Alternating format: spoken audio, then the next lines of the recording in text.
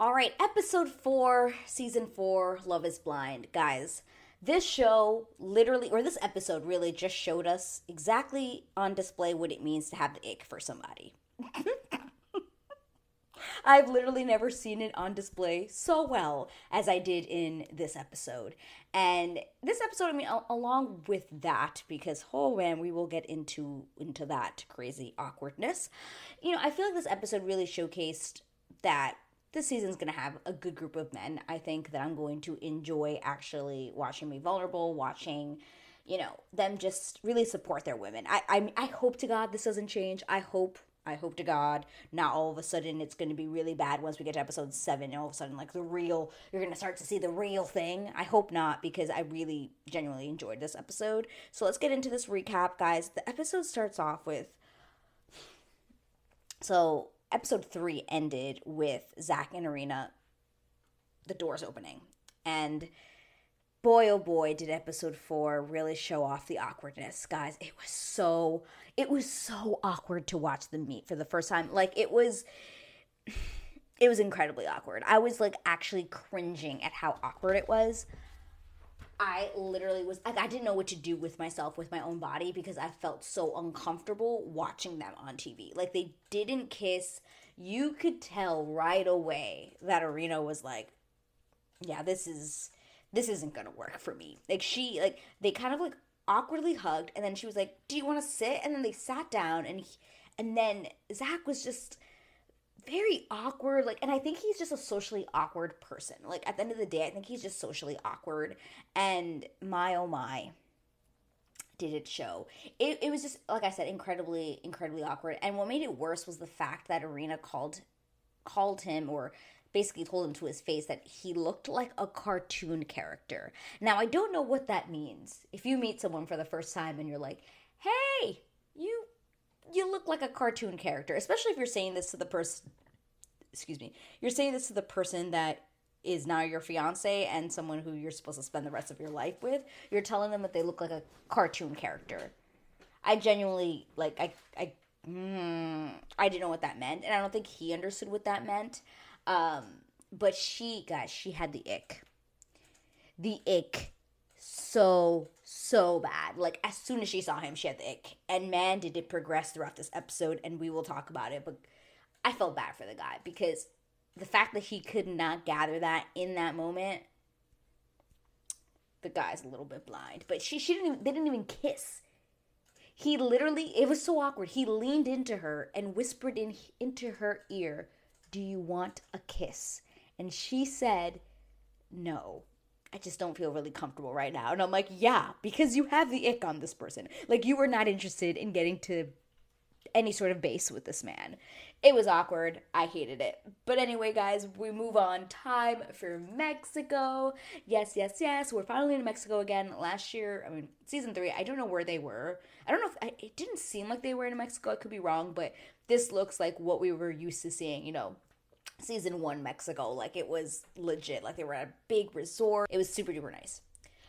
But basically, we just have like little montages of each couple, like just getting to the resort together, getting to know each other in person, talking about like, oh, are we going, like, what are the sleeping arrangements like? Like, do you snore, etc., etc. And I think a lot of couples were kind of discussing like, so are we sleeping together tonight? Like, are we making it to a certain base? There were like all these things. So we'll get into it. But we start off with Chelsea and Kwame, and they're very cute. There's a lot of sexual tension there. Like, I'm pretty positive they definitely are going to be doing something that evening. We move on to Marshall and Jacquelina, and she says straight up, Marshall is not the type of guy that I would normally go for outside of this. Like, normally I go for really tall, 6'5", really big men. And I thought that was funny, because I said it in my last recap when they got together. I was like, oh my god, he's like not, they're like the same height almost. Like, she can be tall. She could have been taller than him if she had even higher heels than she did. So I was like, well, you never know. Maybe she likes taller guys. And yeah, she normally does. So this isn't the type of guy that she normally would go for. But she is really happy for this experience, because she's realized how much more, like, of a deeper connection she has with this guy than she's ever had with anybody else, who was like this, all about the physical attributes of somebody. So that was nice to hear. Then we move on. I think Irina and Zack are talking. They're somewhere, I forget where they are, but they're talking about kids' names and basically basically agreeing that they're not going to have sex until after they get married. And I was like, yeah, Irina, you don't want to have sex with this man now or ever. So it's just so obvious all over her body language, everywhere, that she just is not interested in this man, not even a little bit. So I don't even understand why we're wasting our time talking about children's names, because we're not having sex, that's for sure. But we move on to Tiffany and Brett, and like I said, this man is like, or even when they're both talking, it's just like you could just tell there's like this energy between them. It's just two like mature people talking. This isn't a 25-year-old talking to a woman. Like, it's like this is a man and a woman like talking about their future, and he just really knows how to use his words, and it's really, I love them. God, I'm rooting for them so bad. And the trailers are trying to like make us think that that there's gonna be hiccups, but I really, really hope that they can work through it, because they just seem like the couple out of all the couples, they just seem like that they have the best connection. So I am just rooting for them so hard. Just love them. Again, then we have more couple stuff. Like the beginning of the episode was kind of just like lots of just talking back and forth on vacation and just figuring out their situation. Again, Irina and Zack, they're talking, and I remember watching this for the first time and being like, this is before I was like, oh yeah, she has the ick. In that moment, it was really when I was like, I really think she does have the ick for this man. Like when I first saw it, I was like, I think she really does. Like anytime he touches her, she's kind of like, like she's like taking her arm off. Like she's just not interested in having this guy like even hug her. And I'm like, that's bad. Like this is bad. Like I hope to God you do not make it to the aisle, or even should even make it past today. Like you should just break up right now. It was really, really, really awkward to see. You have Chelsea and Kwame, she's talking to him about how she has a blankie that she still sleeps with, and he's super sweet to her about it, and it's just like, you can keep it for as long as you want, like, it's okay. Like, he didn't make fun of her, really, which I thought was cute, and it was really nice, and I like them together. I'm starting to like them. But then, guys, we got some action on TV. I was like, oh my, we are showing a lot on the Netflix today.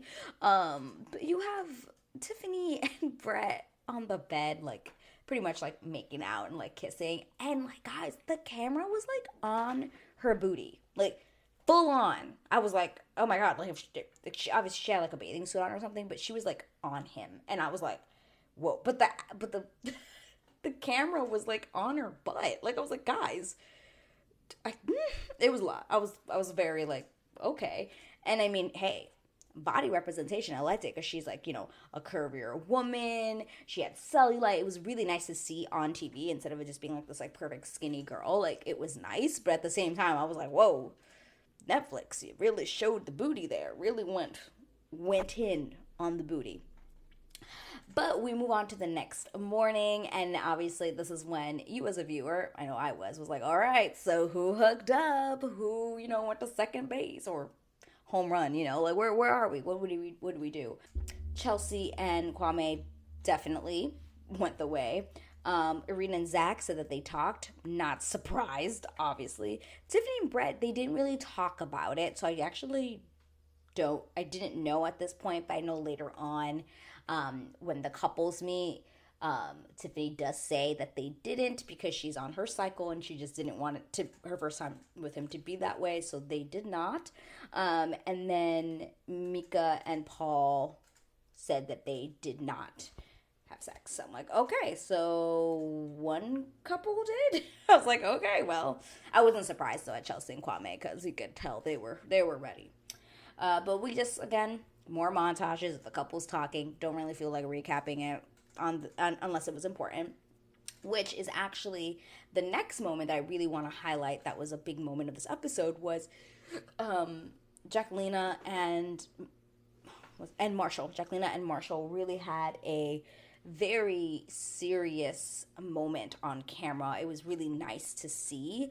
So basically, Jacqueline looks like she just, and this is where the editing is a little bit off because you don't know what caused this. It's kind of like the camera was there. The camera started filming like in the middle of something. Like it was just really kind of not edited really well, so you really don't know what's happening. At first I thought they got into a fight or something because she's getting ready and he's kind of in there but he's not talking to her, and it's really awkward.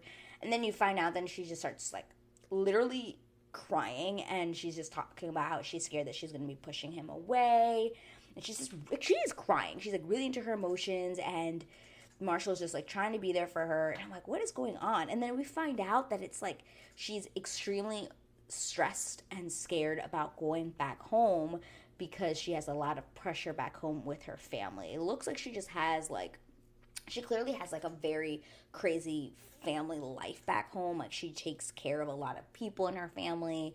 I don't know, but it just seems like there is a lot of baggage with her family back home, and she's kind of scared that she's going to push him away because she's going to be so stressed out and involved and emotional with everything going on back home, and that everything that's happening right now and present almost doesn't feel real because she knows that when this is over, she has to go back home and like deal with this stuff. And like, I don't know what the stuff is. I'm pretty sure we'll find out. But I think she just clearly really has to take care probably of a lot of people in her family. She did mention in the pods that she came from a very strict family. So there's probably a lot of baggage for sure with that. Don't know what it is. Like I said, I'm pretty sure we'll find out. But like, there was so much. Like she was sobbing in the bathroom, like sobbing. Like I was like, oh my god, like what is going on? Like what did we miss? Did someone say something before? Like how did she get here? But she is crying, like sobbing in the bathroom. And what I loved about this was really seeing this guy, Marshall, just really be there for her. It was so nice to see. It was so refreshing. We sometimes don't really get to see it, but it was really, really nice to see this man like just be patient, to just say like, I'm here for you. You're not going home alone. Like I'm here with you. You're not by yourself. We can do this together. It was so nice to see someone so supportive and just there for his fiance basically, and just, you know, held her there while she cried and was like, I know, like it's okay, you can cry. Like it was just really, really beautiful to see. And it really helped me, like not helped me, it really was just nice to see Marshall in this light, because like I said, I feel like the men this season are really great. Like I really like the men this season. So yeah, I tip my hat to Marshall because I thought it was just beautiful to see on TV. Then we go into more of Irina and Zack, and like they are a big thing throughout this whole episode, and I'm assuming the next one as well, because it's just such a big topic about the whole like not wanting to be physical with each other, and Zack kind of really noticing that.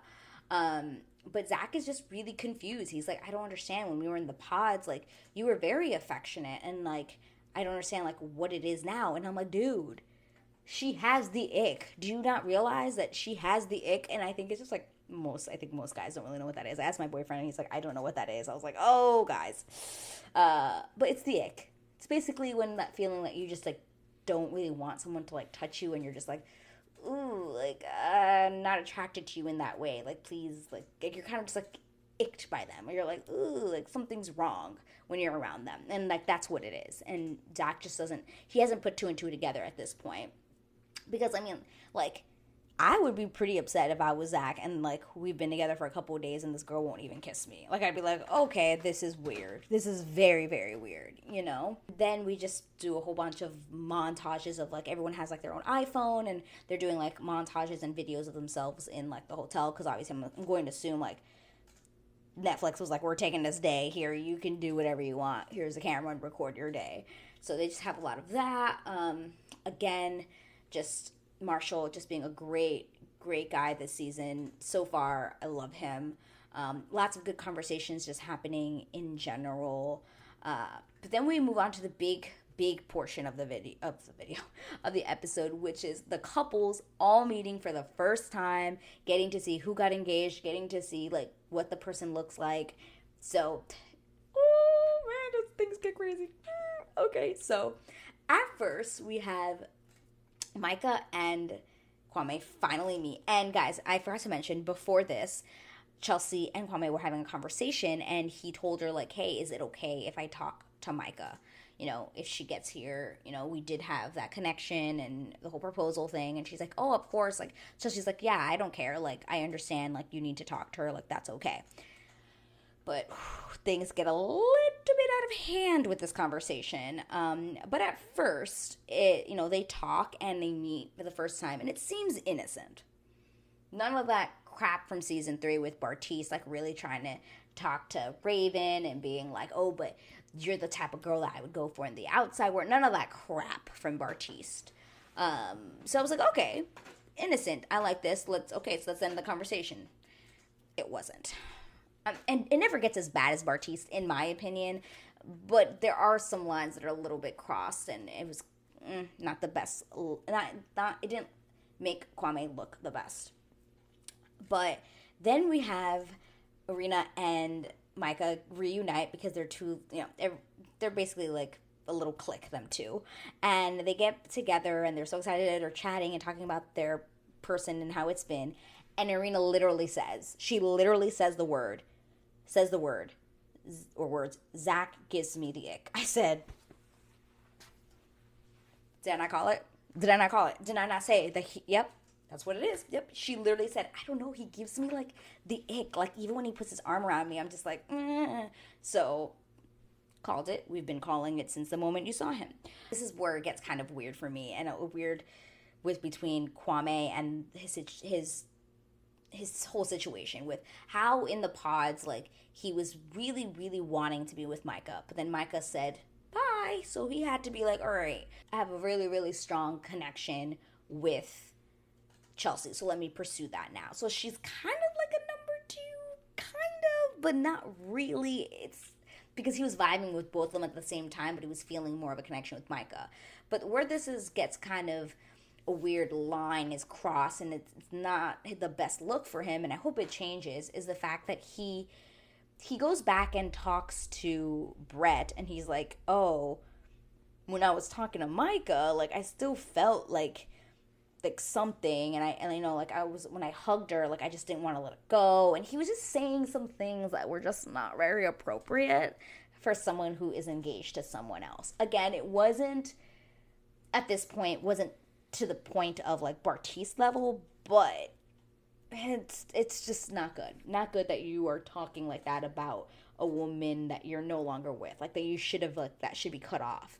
But it looks like he hasn't been able to really shut that off yet. So then there's this one moment where Irina and Micah are in the pool and they're just trying to create drama because I don't like these two girls.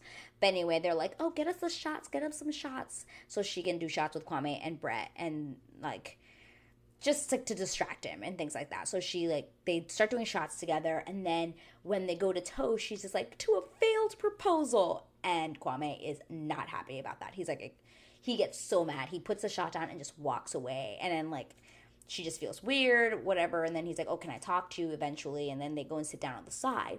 And this is where things start to take a turn not for me necessarily. I haven't ruled him out completely. Like, he's unredeemable. But it does get a little bit sus when he starts talking to Micah on the side and Chelsea's around, and Chelsea's like starts to get annoyed because she's like, okay, I said that it was fine for him to talk to her, but they've been talking for like 20 minutes. Like, why is this necessary? And I'm not like, I get that. I totally understand like why she would be mad, because there really is no reason for that. Like, the only thing you need to do is be like, hey, like it didn't work out with us, but I'm happy with my person. I hope you're happy with your person, and you're moving on. But instead, like what they did was that they just like sat at the edge of the pool and they kind of were like flirting with each other. He was kind of like holding her hand, and he was like, oh, I was all in on you. And she says the same thing. And I'm like, okay, well, if you were all in on him, then why didn't you pick him? Why did you pick Paul? Why? Because that girl's got issues. I don't really like her at all. But you know, Kwame's just like all kind of like giggly and smiling and like talking to her. And it's kind of like in that moment, he's like forgotten that he's like getting married to Chelsea. And I don't know, it wasn't, it's not a good look for him. And Chelsea's seeing all of this and she just gets mad and basically leaves and walks out. She's like, I don't want to be here. I don't want to see this. It's not right, whatever. And she walks away. And basically that's how the episode ends. And granted, I totally get that. I totally understand why she would feel that way. I totally understand why she would walk away.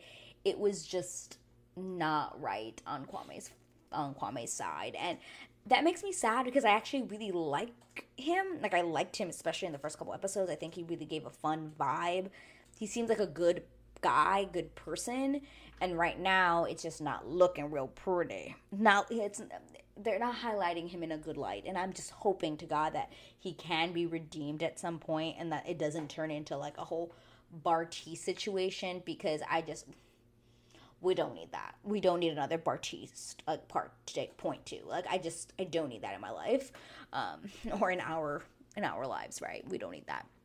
But anyway, guys, what did you think of episode 4 of Love is Blind season 4? Like I said, I thought this was a great little introduction to Mexico and to the couples and seeing them outside of the pods. So rooting for Brett and what's her name? Brett and Tiffany, Marshall and Jacqueline. Like they seem like to me like the strongest couples. Everyone else very on thin ice. I don't even know if Irina and Zack are gonna make it to freaking Washington or wherever it is that they live, or Dallas, I forget. But we shall see.